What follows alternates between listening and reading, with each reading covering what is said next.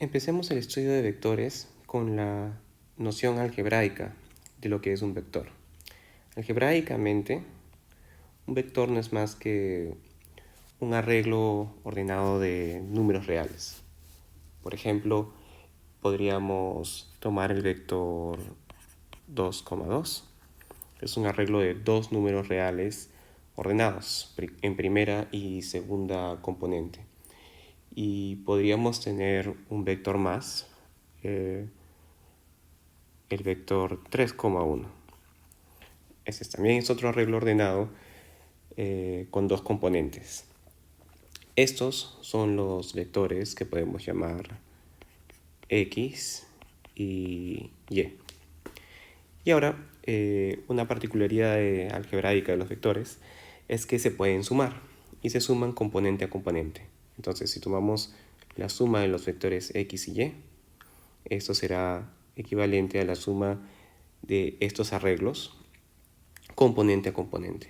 Podemos ver que la suma componente a componente es 2 más 3 y 2 más 1, el cual nos da el vector 5,3.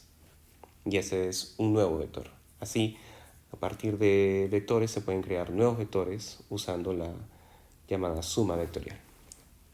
Y otra operación algebraica que involucra vectores es el reescalamiento o producto escalar. Así, si tenemos, por ejemplo, el número 1/2, podríamos tomar el resultado de esta suma de X con Y obtener, bueno, 1/2 del vector 5,3, que no es más que 5 medios, 3 medios. Y ese es un nuevo vector. Entonces aquí tenemos las nociones básicas de vectores, como arreglos de números reales, los cuales se pueden sumar o reescalar. En este caso tenemos un arreglo de dos números reales. Eso significa que es un espacio vectorial euclidiano de dimensión 2. El n se refiere a la dimensión o al número de componentes en el vector. Entonces generalicemos. Por definición, Rn será el conjunto de todos los vectores de n componentes. Esto forma un conjunto, el cual estamos denotando, como podemos ver aquí, como Rn. Dentro de este conjunto podemos sumar vectores de esta forma o podemos reescalar vectores de esta otra forma, como lo hemos visto anteriormente. La notación que se va a usar para los vectores es la que estamos dando a continuación. La primera notación, que es la que se va a usar bastante en estas presentaciones, es la de X con una flecha arriba, para denotar que es un vector. Cuando veamos la interpretación geométrica de vectores, veremos por qué ponemos el símbolo de la flecha arriba. Podríamos denotar un vector mediante una letra minúscula, pero marcada con negrilla, las componentes de esta forma. Y otra notación que va a ser importante es la matricial. Un vector se va a poder ver como una matriz de n filas y una columna, como aparece aquí. Entonces es una matriz de n filas y una columna, o como es llamado a veces un vector columna. Usando también el símbolo de traspuesta, el cual se ve aquí, este apóstrofe, esa es la traspuesta. Podemos ver los vectores también como filas, pero por defecto, y por eso es que tenemos aquí la igualdad, el vector siempre se va a considerar como componentes, como aparece aquí, o como un vector columna, como aparece aquí, ¿no? Pero para ir de filas a columnas usamos la operación de transposición. Bien, por ejemplo, el punto medio de dos puntos en Rn se puede expresar mediante una operación vectorial. Dado dos puntos en Rn, lo podemos graficar de la siguiente forma.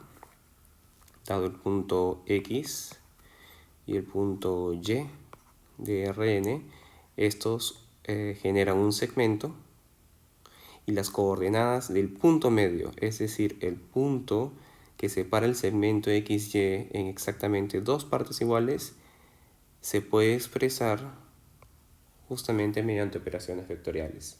Es simplemente un medio de la suma de los vectores X y Y. Ese es el ejemplo con el que empezamos.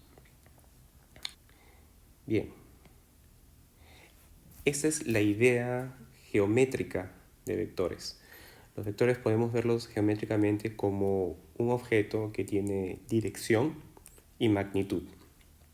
Así pues, estamos viendo aquí dos vectores, el vector u y el vector b, de componentes 2,2 y 3,1, en R2, o también llamado plano cartesiano.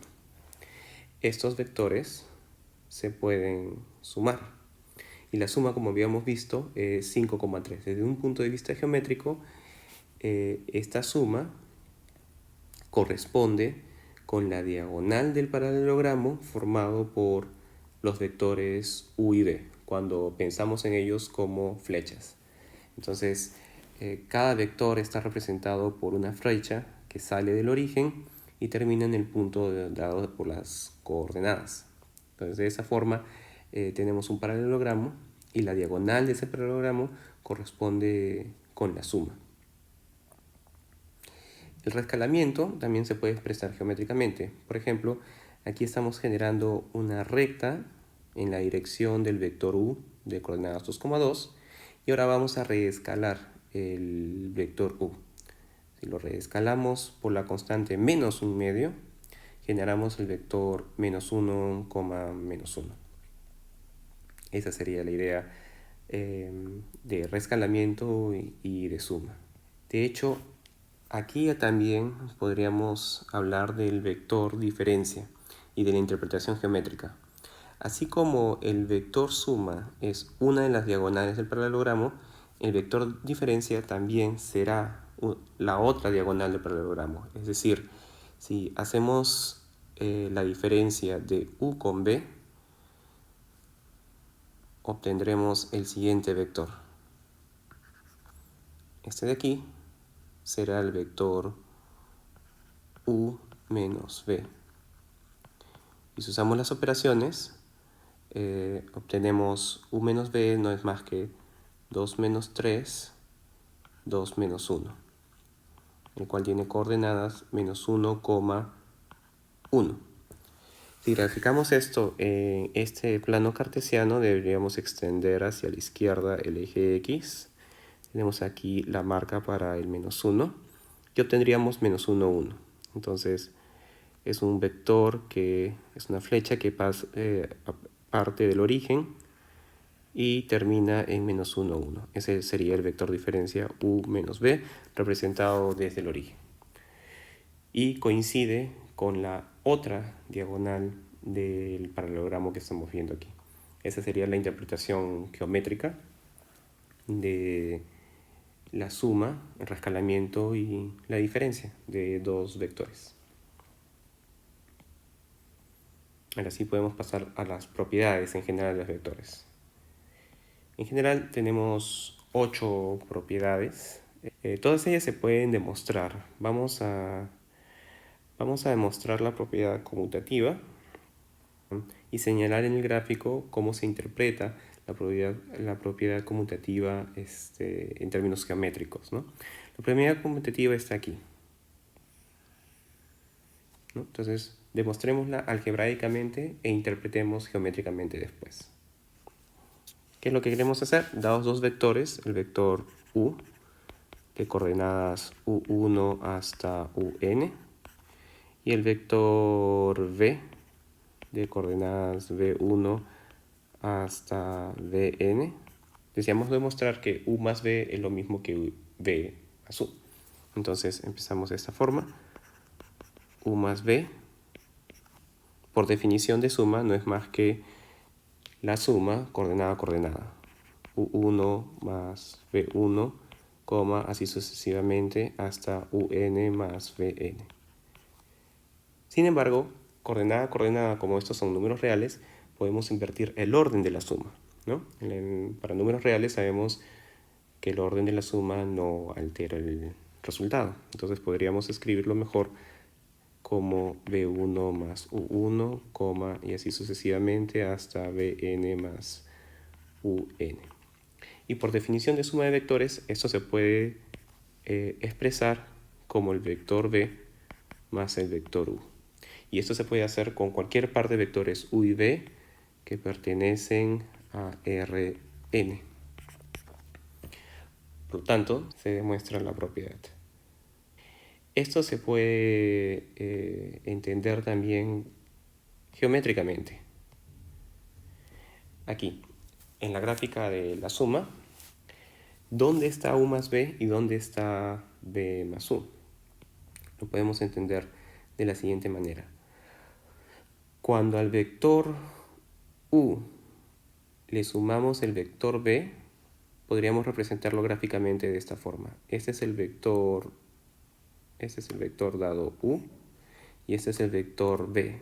Justo aquí podemos imaginar trasladar el vector b para continuar el camino de u. Entonces, este camino de aquí representa u más b. Primero tomar u y a u sumarle b. Y lo que tenemos es el vector w. Sin embargo, también podríamos empezar con el vector b, que está aquí abajo, y continuar con el vector u. Y si trasladamos paralelamente el vector u, vamos a poder notar que eso corresponde con este lado del paralelogramo. Entonces, este camino de aquí corresponde con la suma b más u. Así, el resultado viene a ser otra vez el vector w de coordenadas 5,3. Entonces, geométricamente también no importa si tomamos un camino o el otro, obtenemos el mismo resultado que es la diagonal del paralelogramo w de coordenadas 5,3. Esa sería la interpretación geométrica. De la misma manera, uno puede demostrar algebraicamente todas estas propiedades usando componentes como lo hicimos con la conmutatividad y interpretar geométricamente estas propiedades. Eso es un buen ejercicio para ir adentrando en el estudio de vectores. Bueno, también existen vectores especiales que aparecen en el estudio de vectores, que son importantes nombrarlos. Uno de los vectores más importantes que aparece ya en las propiedades es el vector nulo. Es un vector que al sumarle a cualquier vector nos devuelve el vector original, es decir, un vector que al sumar no hace nada. Ese es el vector nulo o neutro aditivo. Entonces vamos a llamarlo vector 0 o vector nulo, como aparece aquí, vector 0, vector nulo. Cada vector también tiene un opuesto aditivo, cuyas componentes son las componentes del vector original, pero con el signo cambiado. De manera que a la hora de sumar este opuesto aditivo al vector original, obtenemos el vector nulo. Eso aparece en estas propiedades. La existencia del opuesto. Existe el menos b, tal que la suma nos da el vector nulo. Entonces tenemos el vector 0, el opuesto aditivo, y los vectores canónicos. Los vectores canónicos son estos de aquí. Son aquellos vectores cuyas componentes son nulas, excepto por una de ellas, en la posición i. Entonces a ese vector se le llama e sub i, como aparece aquí. Y la suma de todos los vectores canónicos dentro de un Rn fijo nos da el vector de unos, o también llamado vector suma, el cual estamos mostrando aquí, que es aquel vector cuyas componentes son todas exactamente igual a 1. Entonces todos estos vectores son importantes y por eso tienen que tener nombre propio. Bien, ahora vamos a hablar de una generalización de la suma y el producto escalar de vectores. Es un concepto que es el de combinaciones lineales. Y para eso vamos a primero empezar con un concepto más básico, que es el concepto de paralelismo. Decimos que los vectores u y b, como aparecen aquí, son paralelos cuando uno de ellos es proporcional al otro. Esto significa que eh, va a existir una constante. Va a existir una constante de manera que u sea igual a alfa por b, como aparece aquí, o podría ocurrir que b sea igual a alfa por u. En cualquiera de esas dos posibilidades vamos a decir que ambos vectores pues son paralelos. Por ejemplo, el vector 2, 2 es paralelo al vector menos 1, 1. ¿Por qué? Porque el vector 2, 2 se puede expresar como una constante por el vector menos 1, menos 1. ¿Qué constante? Bueno, es sencillo ver aquí que la constante debe ser menos 2. Al multiplicar por menos 2 cada componente obtenemos el vector 2, 2. Es decir, que el vector 2, 2 no es más que una constante por el vector menos 1, menos 1. Y así son paralelos. Además, el vector 0 es paralelo a cualquier vector. En efecto, el vector 0 se puede escribir como una constante por cualquier vector. ¿Qué constante? Bueno, en este caso es simplemente la constante 0. Al multiplicar 0 por cualquier vector, esto anula todas las componentes y las vuelve nulas. Esto significa que recobramos el vector 0. Así el vector 0 es paralelo a cualquier vector. Listo, entonces la ecuación u igual a alfa b, es decir que u y b son paralelos de esta forma en particular, se generaliza al concepto de combinación lineal. Entonces, en vez de tener un solo alfa y un solo b, vamos a tener múltiples alfas y múltiples b's. Entonces vamos a decir que el vector u, que aparece aquí, es una combinación de varios vectores, no solamente un b, sino de varios b's dados, ¿no?, que conocemos quizás, b1 hasta bm, cuando existen constantes, que les vamos a llamar también pesos, tales que u se puede obtener como esta combinación lineal de los vectores b1 hasta bm. Y esta combinación lineal no es más que una suma de vectores rescalados.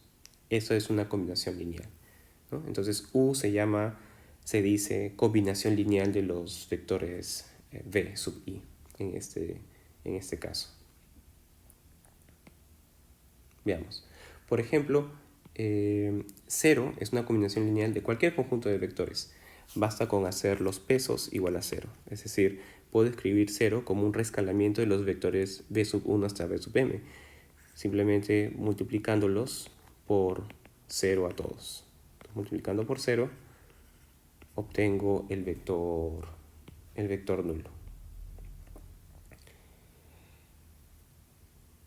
Para ejemplos concretos, podríamos también pedir que en cada caso, como aparecen estos ejemplos, determinar si el vector u es combinación lineal de los vectores v y w. Entonces, antes de resolver, obviamente, primero hay que plantear el problema. ¿Cuál es el problema? El problema es saber si es que se pueden encontrar las constantes, que son los pesos, de manera que al combinar b y w linealmente obtengamos el vector u. Entonces, tratemos de resolver el problema en el primer caso. Entonces, el problema es el siguiente. Para el primer caso, la pregunta es, existirán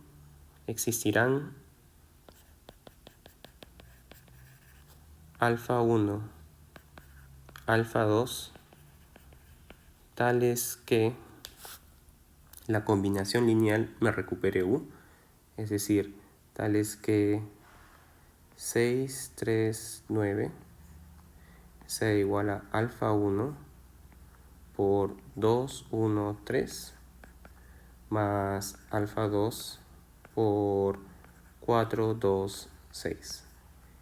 Este problema no es tan difícil de resolver, en el sentido de que podemos mirar estos vectores y darnos cuenta que existen muchas formas de encontrar las constantes alfa 1 y alfa 2. Existen muchas soluciones.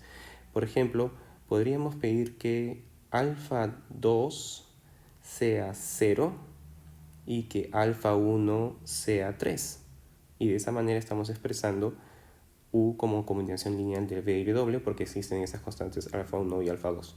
Pero también podríamos hacer alfa 1 igual a 0 y alfa 2 igual a 3 medios.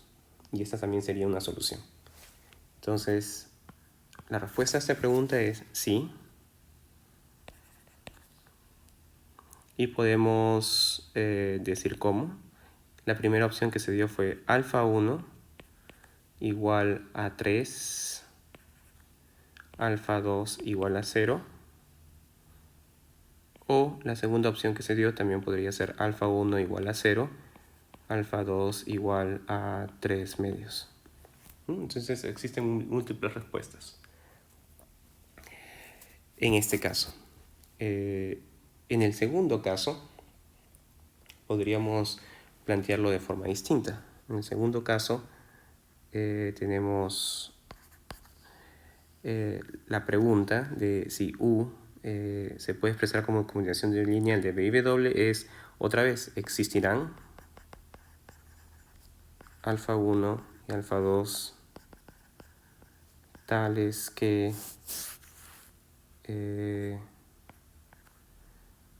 12, 5, 11 se puede expresar como alfa 1 por 2, 1, 3 más alfa 2 por 3, 1, 1.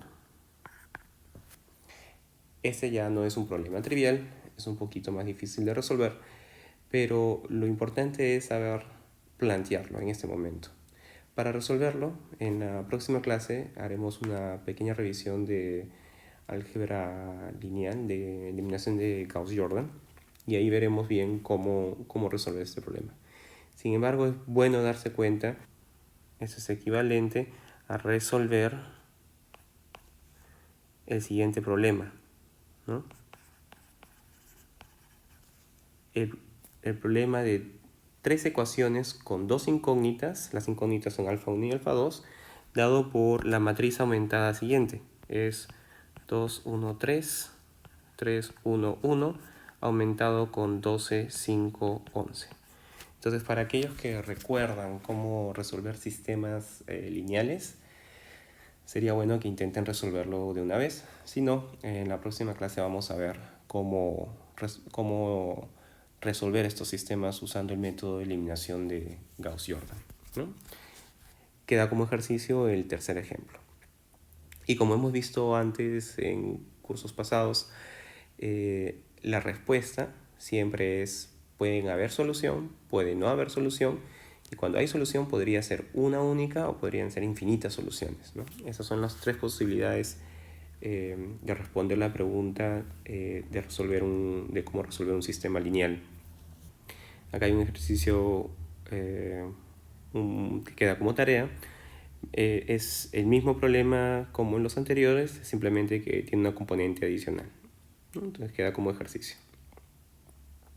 Bien, entonces ahora vamos a ver una aplicación. La aplicación viene de este problema de una evaluación pasada, en la cual se consideran tres instrumentos financieros,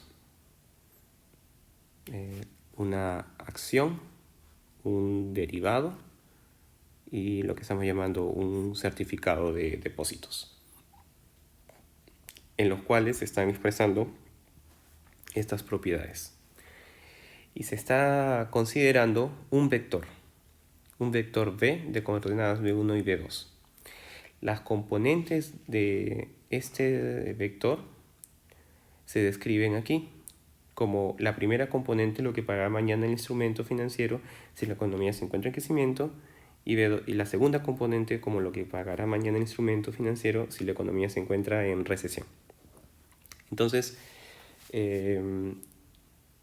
una vez que están descritos los tres instrumentos financieros y la forma de expresarlos mediante vectores, aparecen las 4 preguntas siguientes. Entonces lo que vamos a hacer es responder solamente la primera y dejar las otras como ejercicios.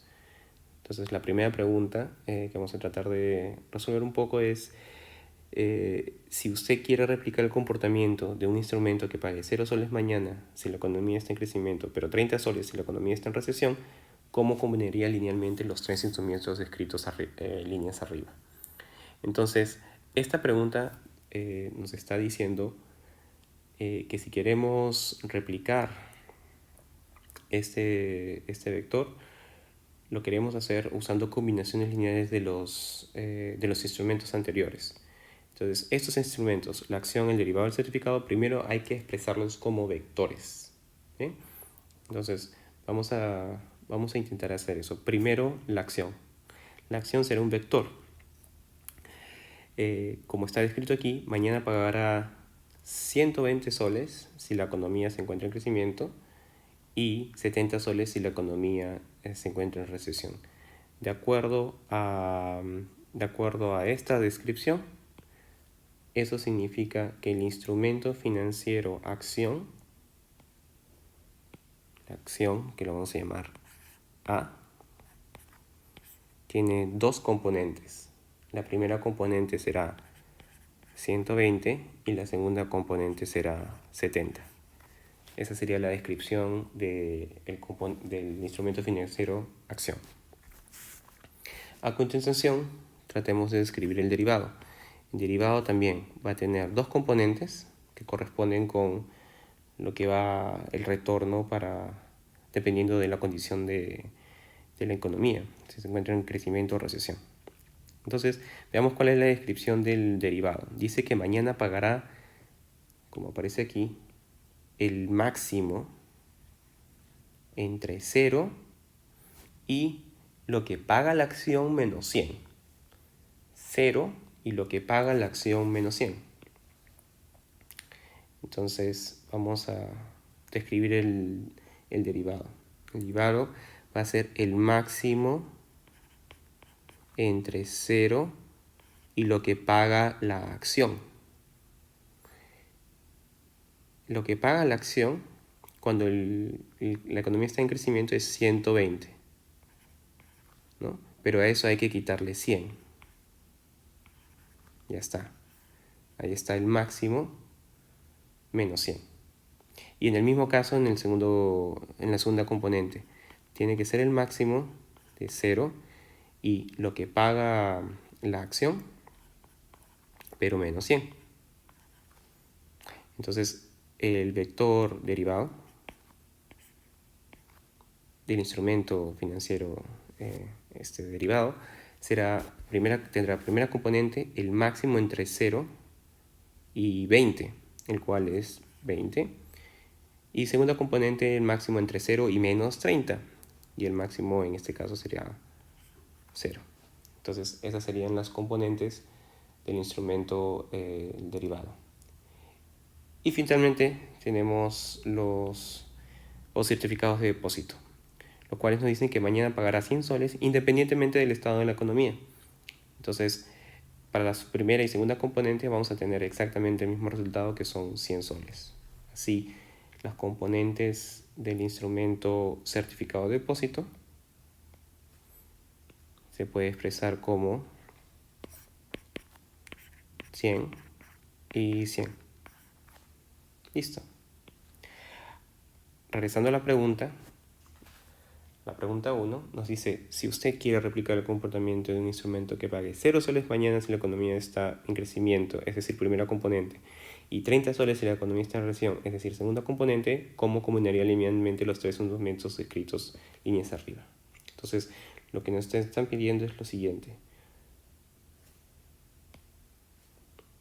Se puede, ¿no? La pregunta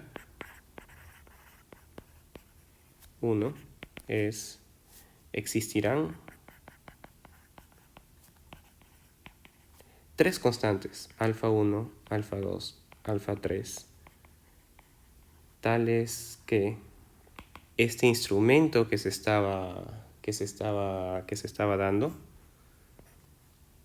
que paga 0 cuando la economía está creciendo y 30 cuando la economía está en recesión, ¿no?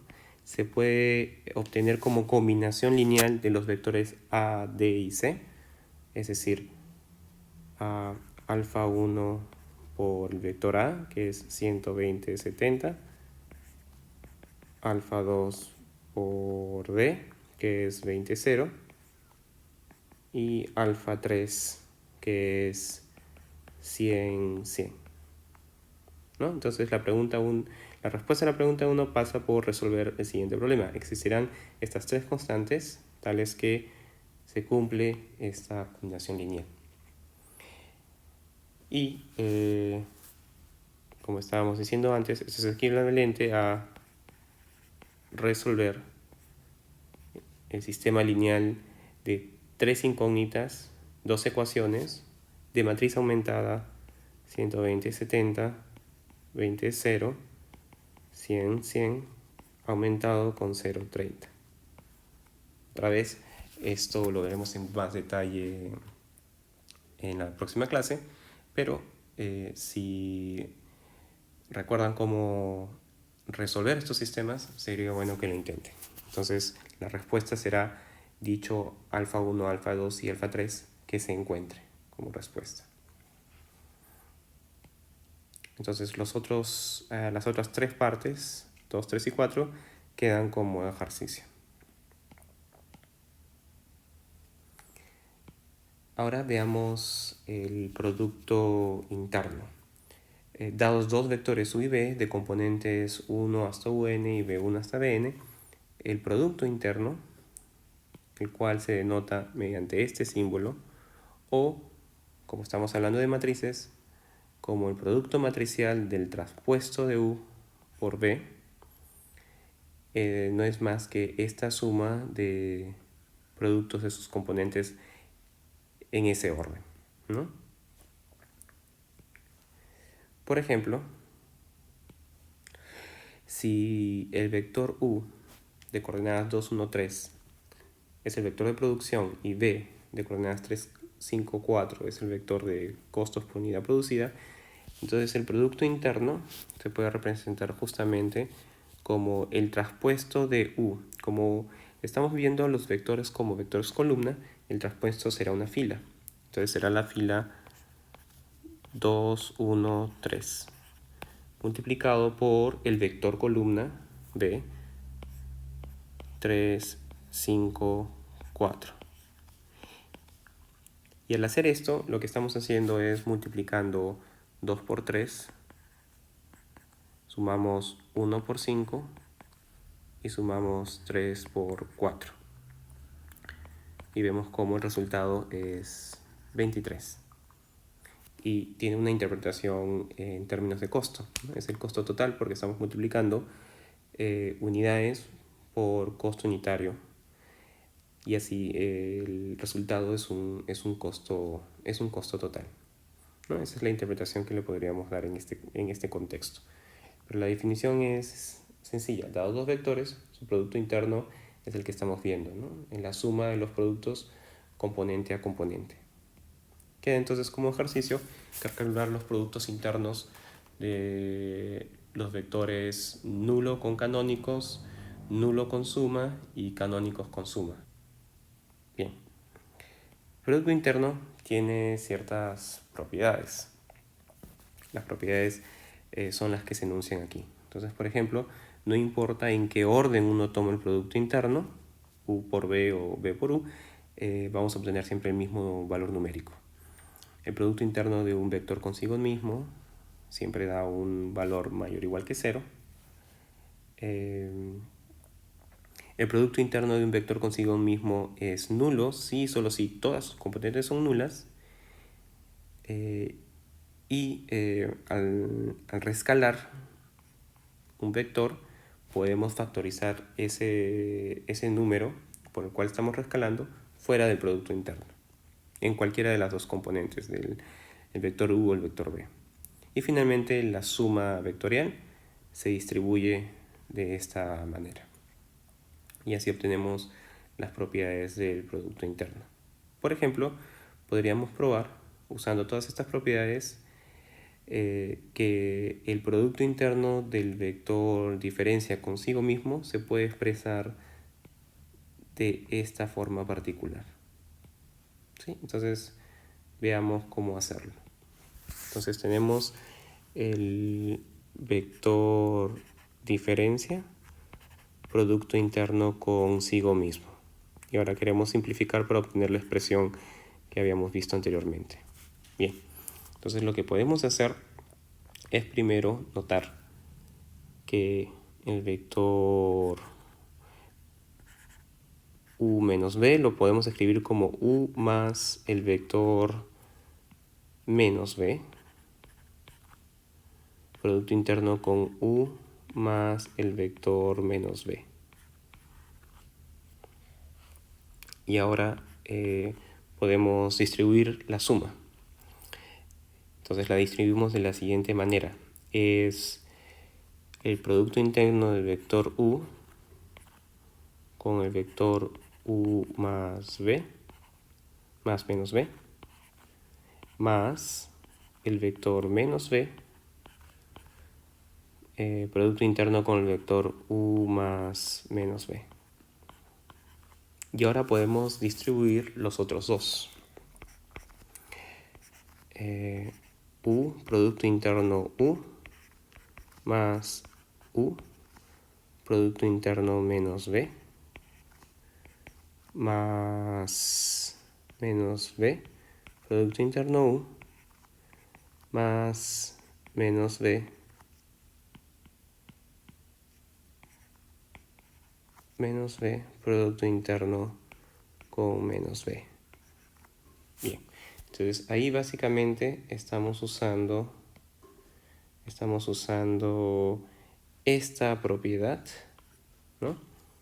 Y también, de hecho, estamos usando esta propiedad porque no solamente estamos distribuyendo en la componente izquierda, sino también en la componente derecha, pero eso es válido porque según la primera propiedad, lo que hacemos en un lado, en un orden, lo podemos hacer en el otro. Es decir, hay la conmutatividad del producto interno. Y ahora lo que vamos a usar es esta propiedad. Cuando tenemos una constante dentro, rescalando un vector, la podemos factorizar afuera. Entonces, esa es la que usamos a continuación. Entonces, esto se puede escribir como producto interno de u con u.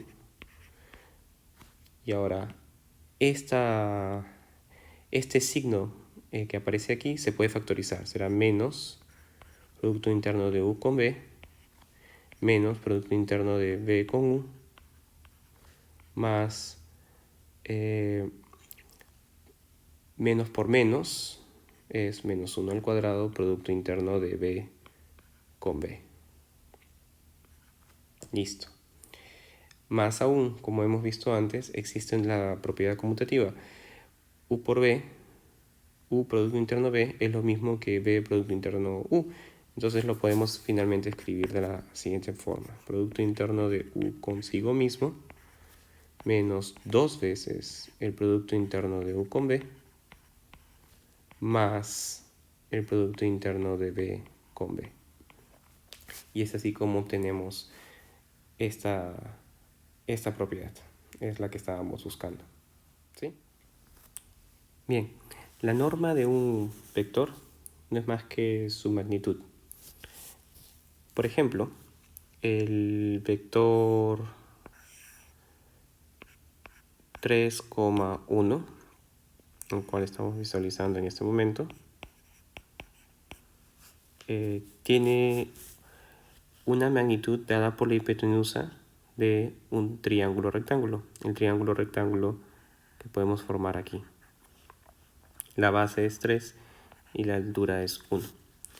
La norma, el cual va a tener esta notación, no es más que la magnitud de este vector. Entonces es esta hipotenusa. Y debido al teorema de Pitágoras, la podemos calcular usando la raíz de 3 al cuadrado 3 es este cateto, es la magnitud de este cateto, más 1 al cuadrado. El 1 viene de la magnitud de este otro cateto. Esto de aquí no es más que la raíz de 10. Esa sería la magnitud o norma del vector 3,1. Y como estamos viendo, esto que aparece aquí, 3 cuadrado más 1 al cuadrado, es de hecho el producto interno del vector 3,1 consigo mismo. Entonces, la norma no es más que la raíz de ese producto interno.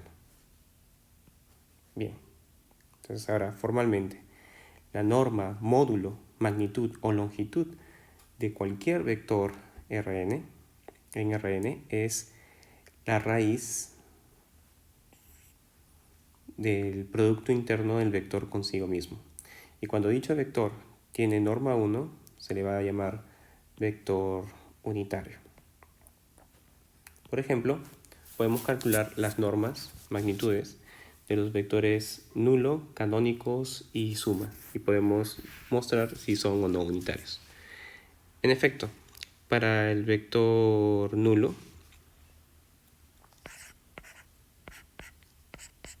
como tenemos aquí el producto interno consigo mismo, el cual es 0, entonces la norma del vector nulo vendría a ser exactamente 0.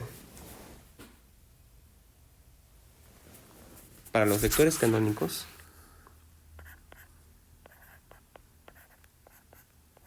la norma será la raíz de los cuadrados de sus componentes, pero todas las componentes de los vectores canónicos son nulas, excepto por una de ellas, que es 1. El resto son nulas. Esto será raíz de 1, que es igual a 1. Entonces, todos los vectores canónicos siempre son unitarios. Finalmente, para el vector suma, tenemos la raíz de la suma de cuadrados de sus componentes, pero todas sus componentes son 1. Eso será la raíz de 1 sumado consigo mismo n veces, el cual es raíz de n. Este vector en general no es unitario, excepto cuando la dimensión es 1. En ese caso, el vector suma será unitario, y solo en ese caso. De esta manera hemos calculado las normas de los vectores nulo, canónicos y suma. La siguiente proposición nos da algunas propiedades de la norma de los vectores. La primera es que obviamente todos los vectores tienen norma mayor o igual que 0 porque es la magnitud del vector. Y el único vector de magnitud nula es el vector nulo. La segunda propiedad que aparece aquí es la que es llamada la desigualdad triangular. Y vamos a proceder a mostrarla. Entonces, para ello, lo que vamos a hacer es empezar no con el extremo izquierdo que acabamos de ver, sino con su cuadrado. Es decir, no vamos a empezar simplemente con norma de u más b, sino con el cuadrado. El cuadrado es exactamente el producto interno del vector consigo mismo. Y por las propiedades que hemos visto anteriormente del producto interno, de manera similar al ejercicio que se resolvió anteriormente, esto se puede demostrar que es igual a el producto interno de u consigo mismo más 2 veces el producto interno de u con b más el producto interno de b consigo mismo. Bien, para continuar con la demostración necesitamos dos propiedades adicionales. Entonces hacemos una parte aquí. La primera propiedad es que cualquier número real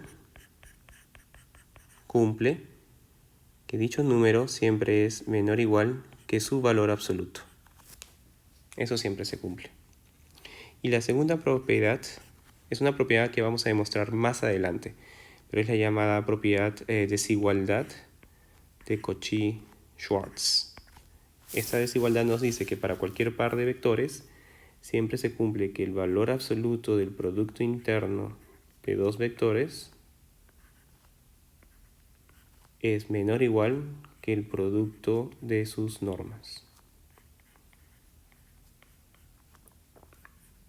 Vamos a tomar esta propiedad como cierta y más adelante la vamos a demostrar.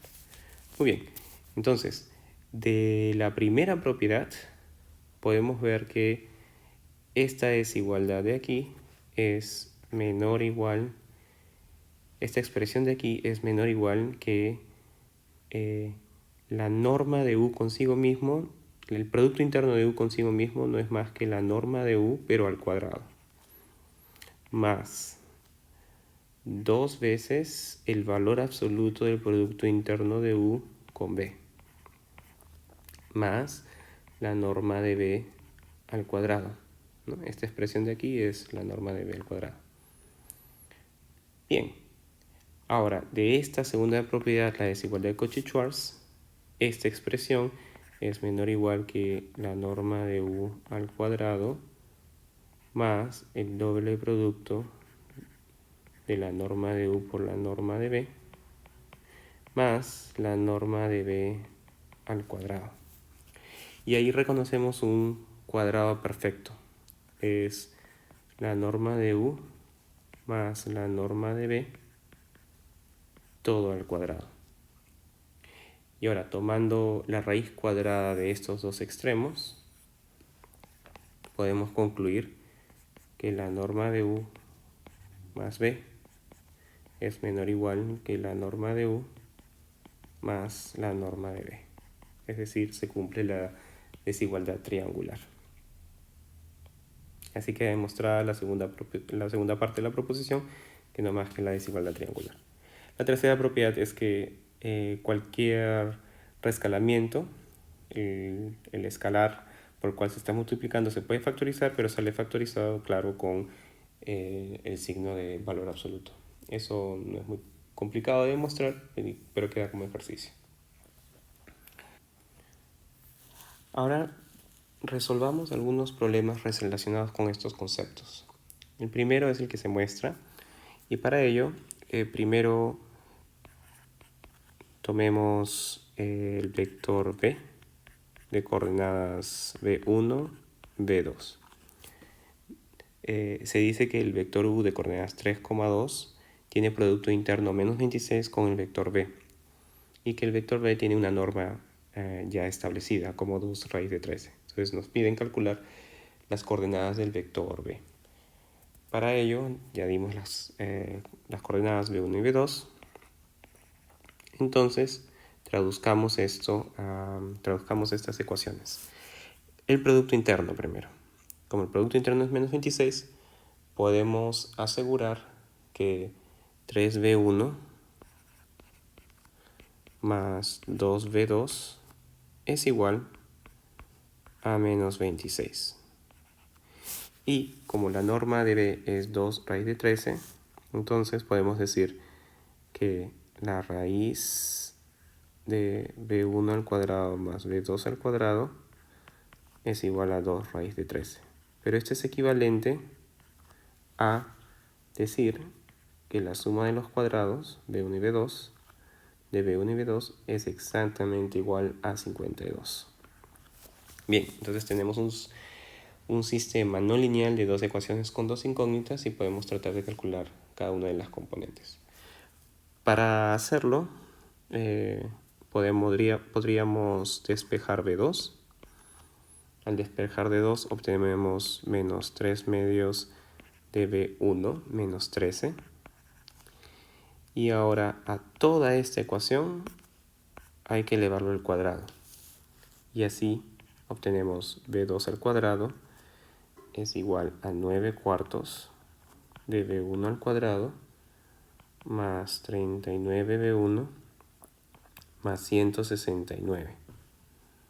Bien, entonces ahora lo que podemos hacer es despejar esta expresión que tenemos con B2 y reemplazarla en esta expresión para obtener una ecuación que solamente depende de B1. Entonces, al reemplazarlo, vamos a ver que todo esto se va a simplificar a la ecuación cuadrática B1 al cuadrado más 12B1 más 36 igual a 0, el cual tiene una única raíz que es B1 igual a menos 6, y por lo tanto, reemplazando en esta ecuación lineal, podemos obtener B2, que es menos 4. De esa manera estamos calculando el vector B de componentes B1 y B2, que serían menos 6, menos 4.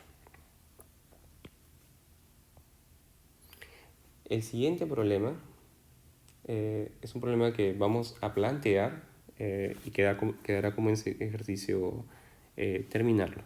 Pero por lo menos tenemos que entender de qué se trata este problema en particular. Se nos dice que los vectores u de coordenadas 1, 2 y b son los lados de un triángulo equilátero, de manera que b se encuentra en el segundo cuadrante y se nos pide calcular el vector b. Veamos, en un plano coordenado, podemos hacerlo de esta forma, así, podemos graficar el vector u. Aquí está el vector u. Y ahora nos dicen que el vector u y b son los lados de un triángulo equilátero, de manera que b se encuentra en el segundo cuadrante. Como b se encuentra en el segundo cuadrante, debería estar por aquí. Debería estar más o menos por este lado. De manera que esto forme un triángulo equilátero. Entonces, ¿cuáles son las condiciones sobre u y sobre b? Como tenemos un triángulo equilátero y además el tercer lado está aquí, este tercer lado no es más que el vector u menos b. Entonces, para que sea equilátero, las tres longitudes deben ser iguales. Es decir, la norma de u debe ser igual a la norma de b y debe ser igual a la norma de la diferencia u menos b. Esa es la primera condición. La otra condición es que el vector b debe estar en el segundo cuadrante, es decir, b debe de pertenecer al segundo cuadrante. Entonces traduzcamos esto a un sistema de ecuaciones no lineales que se pueda resolver. Entonces esto se traduce de la siguiente manera. La norma de u es raíz de 5, porque tiene coordenadas 1,2. 1 al cuadrado más 2 al cuadrado de 5, su raíz es raíz de 5. Esto debe ser igual a la norma de b. Como b no es conocido, vamos a darle coordenadas. Que tenga coordenadas b1, b2. Entonces, acá tenemos la raíz de b1 al cuadrado más b2 al cuadrado. Y esto debe ser igual a la norma de la diferencia. Esa es la raíz de b1 menos 1 al cuadrado más b2 menos 2 al cuadrado. Y la condición de que b pertenezca al segundo cuadrante significa que tenemos las restricciones adicionales b1 negativo y b2 positivo. Este es un sistema no lineal de dos variables, el cual es posible resolver por métodos similares al como resolvimos el problema anterior, simplemente que va a tardar un poco más. Pero entonces, una vez que ya está planteado, ya es un problema algebraico de cuadráticas y que se va a poder resolver. Vamos a proponer otra forma de resolverlo, y es mediante la siguiente observación. Si se tienen dos vectores u y b y la matriz m de alfa, que es llamada matriz de rotación, entonces, si la matriz de rotación que tiene estas componentes coseno alfa menos seno alfa, seno alfa, coseno alfa, y se multiplica por el vector u para obtener el vector b va a ser el resultado de rotar el vector u un ángulo alfa en sentido antihorario. Es muy importante. Entonces, ¿cómo podemos usar esto para resolver el problema anterior? De la siguiente manera. El punto es que tenemos las coordenadas del vector u, ya es conocido. Y como el triángulo es equilátero, todos sus lados son iguales, y el vector b está en esta dirección antihoraria, eso quiere decir que lo único que tenemos que hacer para obtener el vector b es tomar el vector u y rotarlo por 60 grados, porque los ángulos de un triángulo equilátero son 60 grados o pi tercios. Entonces, de acuerdo a la observación que nos ha dado, lo que va a ocurrir, lo que se puede verificar, es que el vector que estamos buscando, que es b, va a ser el resultado de multiplicar esta matriz de rotación, coseno de pi tercios menos seno de pi tercios, seno de pi tercios por coseno de pi tercios, por el vector u de componentes 1, 2. Entonces queda como ejercicio terminar de resolver esta primera parte, ver qué se obtiene y verificar que va a ser igual a este cálculo de producto matricial. Esta idea es, este concepto es bastante sencillo de entender. Si uno tiene un vector u dado y del mismo origen parte un vector b, nos interesa conocer este ángulo alfa que se encuentra entre u y b. Cuando alfa es 0, los vectores u y b son paralelos. Cuando alfa es 180 grados o pi radianes, también u y b son paralelos. La pregunta es, ¿qué relación existe entre el ángulo y las componentes de estos vectores? Para contestar esa pregunta, primero necesitamos recordar la ley de cosenos, que es un teorema de geometría plana que a veces se ve en el colegio. Y de hecho es una generalización del teorema de Pitágoras. El teorema de Pitágoras es la ley de cosenos cuando el ángulo es recto, cuando el ángulo es 90 grados, ¿no? Entonces, cuando tenemos un triángulo que no es recto, podemos aplicar la ley de cosenos y así tenemos una relación entre los lados y el ángulo. De esa ley de cosenos se deriva el corolario que nos da una fórmula para el ángulo entre dos vectores en función de su producto interno y de sus normas por medio de este cociente. Para la demostración se usa la ley de cosenos notando esta propiedad de la norma de un vector. Esto se da porque aquí tenemos la magnitud A, que corresponde con la magnitud del vector U, la magnitud B, que corresponde con la magnitud del vector V, como aparece aquí, y ahora la magnitud C, que corresponde con la magnitud de este vector. Pero este vector no es más que el vector diferencia U menos B. Entonces, de acuerdo a la ley de cosenos, la magnitud de este vector diferencia al cuadrado, ¿sí? La magnitud al cuadrado del vector diferencia es este c al cuadrado. Pero de acuerdo a la ley de cosenos, este c al cuadrado es a cuadrado más b cuadrado como Pitágoras, pero como el triángulo no es recto, hay que corregir por menos 2ab por el coseno del ángulo entre esos dos lados. Bien, sin embargo, podemos ver aquí otra vez las correspondencias entre a, b y las magnitudes de u y b. Entonces, regresando aquí, podemos ver que esto no es más que la norma de u al cuadrado más la norma de b al cuadrado menos 2 veces el producto de las normas por el coseno del ángulo que forman. Por otro lado, ya hemos visto cómo se puede expander la norma de u menos b al cuadrado. Esto es el producto interno de u menos b consigo mismo.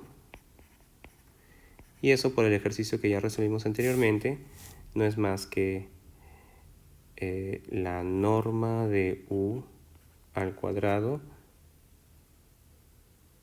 menos 2 veces el producto interno de u con b más la norma de b al cuadrado. Y ahora, igualando estos dos términos, podemos empezar a simplificar. Y así, este término se va con este se va con este, y ahora este término menos 2 se va a ir con este término menos 2 para finalmente obtener entonces la siguiente igualdad. Norma de u por norma de b por coseno del ángulo va a ser igual al producto interno de u con b. O lo que es igual, coseno del ángulo que forman dos vectores no es más que el cociente entre el producto interno de los vectores por el producto de las normas de los vectores. Y así concluimos la demostración de el ángulo, la fórmula del ángulo entre dos vectores. Listo. Como una consecuencia, podemos ver que dos vectores son perpendiculares si y solo si su producto interno es nulo. Eso se da porque en esta fórmula para el producto interno, aquí, este ángulo alfa es recto cuando alfa es pi medios, pero coseno de pi medios es 0. Entonces estamos diciendo de esa manera que en el caso de perpendicularidad se tiene que el producto interno debe ser 0. Por ejemplo, en este caso se nos pide calcular los ángulos entre los vectores canónicos y el vector suma. Entonces, para eso lo que hacemos es tomamos un vector canónico y tomamos el producto interno con el vector suma. Ese producto interno será exactamente 1, porque los vectores canónicos son todos nulos, excepto en una componente en donde es 1, y los vectores suma son todos iguales a 1, igual a 1. Entonces el producto interno deberá ser 1. Entonces,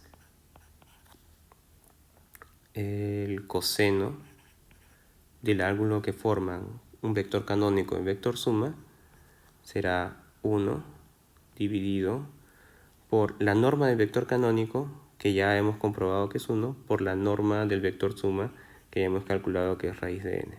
Entonces será 1 sobre raíz de n.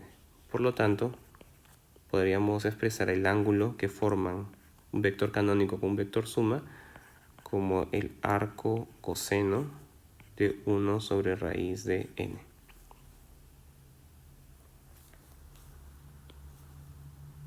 Esa sería la respuesta. Entonces, podemos tratar de resolver un problema de una evaluación pasada como se nos da en este caso. Si tenemos dos vectores de Rn, se nos pide calcular el valor del escalar A de manera que este vector W sea ortogonal al primer vector dado, que es el vector B1. Para calcular A, lo único que tenemos que hacer es exigir que el producto interno de W con B1 debe ser 0. Y esto es cierto si y solo si el producto interno de B2 menos AB1 con B1 es igual a 0. Y ahora ejecutamos el producto interno. Esto es cierto si y solo si. Distribuyendo, vamos a encontrar producto interno de B2 con B1 menos a veces el producto interno de B1 consigo mismo. Y eso debe ser igual a 0. Despejando, así obtenemos la respuesta. El escalar A debe ser el cociente entre el producto interno del vector B2 con el vector B1 y el producto interno de B1 consigo mismo. Ese sería exactamente el escalar A, el valor que A debe tomar para que el vector W sea ortogonal al vector B1. De esta forma llegamos a la desigualdad de Cauchy-Schwarz, la desigualdad que usamos para demostrar la desigualdad triangular y que quedó como deuda. Entonces vamos a demostrar esto de manera bien sencilla usando primero una noción, una idea conocida de la función coseno. Se sabe que la función coseno siempre está entre -1 y 1. Toma valores entre -1 y 1. Entonces, a esta desigualdad la podemos multiplicar por un número real mayor o igual que 0, que es el producto de las normas de los vectores u y b. Entonces, al hacer el producto, obtenemos menos norma de u por norma de b menor o igual que norma de u por norma de b coseno de alfa menor o igual que norma de u por norma de b, como lo estábamos pensando, cómo se debe obtener. Bien, ahora basta notar que de lo que ya hemos probado por producto de ángulo de entre vectores, esto no es más que el producto interno entre u y b. Y ahora, esta es una propiedad del valor absoluto. Tomemos aparte aquí la propiedad. Un número x, o mejor dicho, el valor absoluto de un número x es menor o igual que una constante a, si y solo si x está acotado entre a y menos a. Esa es una propiedad básica de valor absoluto y desigualdades.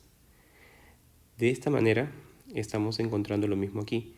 El x en este caso es el producto interno de u y b y el a es el producto de valores, el producto de las normas de los vectores u y b. Por lo tanto, el valor absoluto del producto interno de u con b es menor o igual que el producto de las normas de u y b. Y esto es lo que queríamos probar. Así queda demostrada la desigualdad de Cauchy-Schwarz. Ahora, como algunas aplicaciones, veamos el siguiente problema. Se tiene el seno del ángulo que forman el vector suma y un vector canónico. Va a ser exactamente 2 sobre raíz de 5. Determinar n, en qué dimensión se encuentra. Veamos. Entonces, recordemos que el producto interno del vector suma con el vector canónico es 1, que los vectores canónicos son unitarios, o sea que tienen norma 1, y que la norma del vector suma es raíz de n. Eso implica que el coseno del ángulo que forman no es más que 1 sobre raíz de n, como se hizo anteriormente. Sin embargo, también tenemos una propiedad de trigonometría. Coseno al cuadrado de un ángulo más seno al cuadrado del mismo ángulo debe ser igual a 1.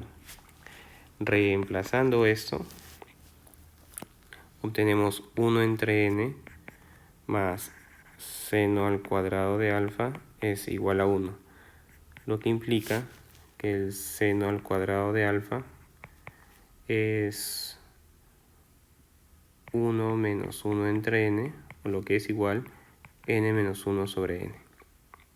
Y ahora, tomando la raíz cuadrada,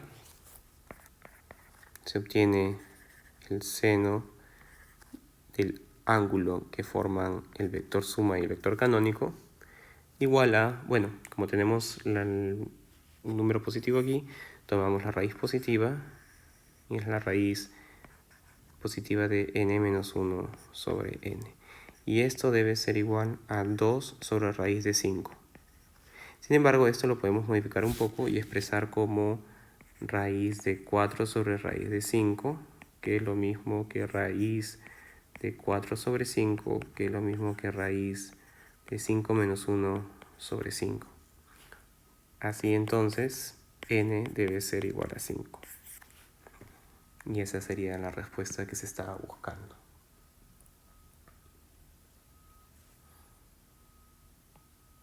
Aquí hay otro ejercicio de una evaluación pasada en el que se pide calcular, en caso existan, todos los posibles valores de la constante a para que los vectores suma y 1a0 formen un ángulo de pi cuartos y un ángulo de 3 pi cuartos. Entonces empecemos con pi cuartos. Resolvamos para pi cuartos y queda como ejercicio el otro caso. Entonces para pi cuartos tomamos de la siguiente forma el producto. El coseno de pi cuartos, que es 1 sobre raíz de 2, debe ser igual al producto interno de estos dos vectores, que no es más que 1 más a, dividido entre las normas de estos vectores. La norma del vector suma para n igual a 3 es raíz de 3, y esto debe multiplicar a la norma del otro vector, que no es más que raíz de 1 más a al cuadrado. Bien, esto plantea una ecuación cuadrática. Simplemente despejando los denominadores obtenemos 3 por 1 más a al cuadrado debe ser igual a 2 por 1 más a todo al cuadrado, de esta forma. Bueno, despejando y simplificando esta ecuación, obtenemos la ecuación cuadrática a al cuadrado menos 4a igual menos más 1 igual a 0. Y esta ecuación tiene dos soluciones. La fórmula cuadrática nos dice que esto debe ser 4 más menos raíz de 16 menos 4 sobre 2, o lo que es igual 2 más menos raíz de 3. Entonces, estos serían los posibles valores de la constante a, para que los vectores formen un ángulo de pi cuartos o 45 grados. Para 3 pi cuartos se hace lo mismo y se encuentra si es que existen los posibles valores de a. Eso queda como ejercicio. Finalmente, resolvamos un problema que se resuelve aplicando el teorema de la desigualdad de Cauchy-Schwarz. Y para ello, lo que vamos a hacer es resolver solamente esta primera parte. La segunda queda como un ejercicio. En estos problemas de aplicación de la desigualdad de Cauchy-Schwarz, el punto siempre es poder aplicar o poder encontrar los vectores adecuados U y B que nos permitan encontrar una desigualdad, la desigualdad pedida. Entonces, para resolver este problema, vamos a proponer tomar como vector U el vector suma y como vector B un vector cuyas componentes sean los reales A1, A2, A3, así sucesivamente hasta AN. Entonces esto requiere de intentar distintas opciones. Luego de intentar varias, obtenemos esta de aquí. Y ahora vamos a tomar también los productos internos. Entonces ya tenemos el vector U, el vector B, el valor absoluto del producto interno de U con B no es más que el valor absoluto de las sumas A1 más A2, así sucesivamente hasta AN. La norma del vector U, que es simplemente el vector suma, ya hemos visto es raíz de n, y la norma del vector B, en este caso será la raíz de la suma de los cuadrados de las componentes, por definición.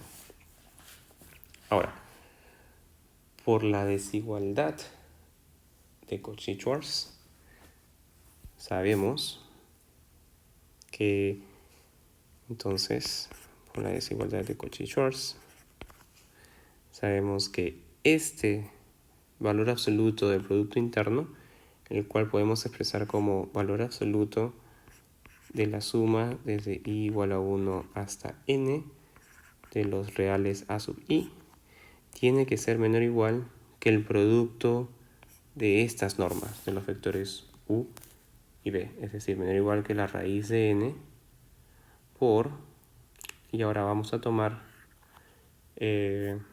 esto como suma desde i igual a 1 hasta n de los a sub i al cuadrado en raíz cuadrada. Bien, ahora, como todo esto es positivo, elevamos al cuadrado. Entonces, elevamos al cuadrado y obtenemos la suma desde i igual a 1 hasta n de los a sub i todo al cuadrado es menor o igual que n por la suma desde i igual a 1 hasta n de los a sub i al cuadrado. Ahora dividimos todo entre n al cuadrado. Al hacer ello, obtenemos todo entre n al cuadrado.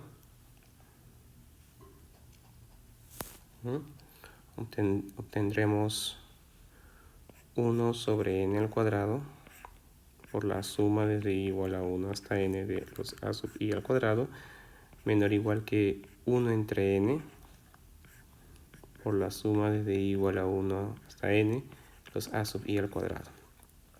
Ahora, este término lo mantenemos aquí, 1 entre n, suma desde i igual a 1 hasta n de los a sub i al cuadrado, y ahora traemos el otro término, restando. Sin embargo, podemos notar aquí que tenemos este cuadrado y este cuadrado.